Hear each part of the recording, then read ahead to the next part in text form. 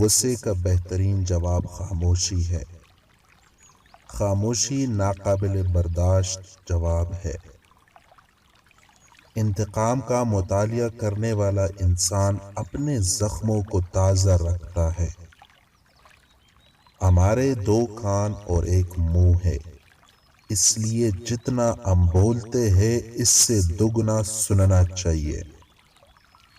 ہم خاموشی کو سن سکتے ہیں اور اس سے سیکھ سکتے ہیں۔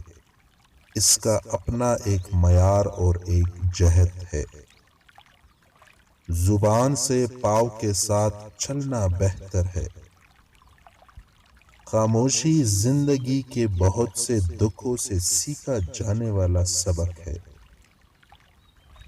آپ اس وقت بات کرتے ہیں جب آپ اپنے خیالات سے پرامن رہنا چھوڑ دیتے ہیں۔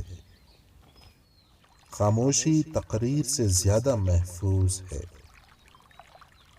چپ رہنے کا موقع کبھی ہاتھ سے جانے نہ دے۔ کبھی کوئی ایسی بات نہ کہو جو خاموشی سے بہتر نہ ہو۔ میرا ذاتی مشغلہ پڑھنا، موسیقی سننا اور خاموشی ہے۔ خاموشی عظیم طاقت کا ذریعہ ہے۔ سب سے ظالمانہ جھوٹ اکثر خاموشی سے بولا جاتا ہے۔ جو آپ کی خاموشی کو نہیں سمجھ سکتا وہ آپ کی باتوں کو نہیں سمجھ سکتا۔ خاموشی گفتگو کے عظیم ہنر میں سے ایک ہے۔ زیادہ تر خاموشی اختیار کرے اور جب ضروری ہو تب ہی بولیے۔ خاموشی ایک سچا دوست ہے جو کبھی دھوکہ نہیں دیتا۔ ہمیں روح کو چھونے کے لیے خاموشی کی ضرورت ہے۔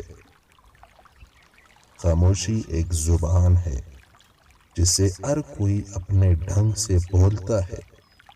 خاموشی بولتی ہی نہیں، چیختی بھی ہے، پکارتی اور لتاڑتی بھی ہے۔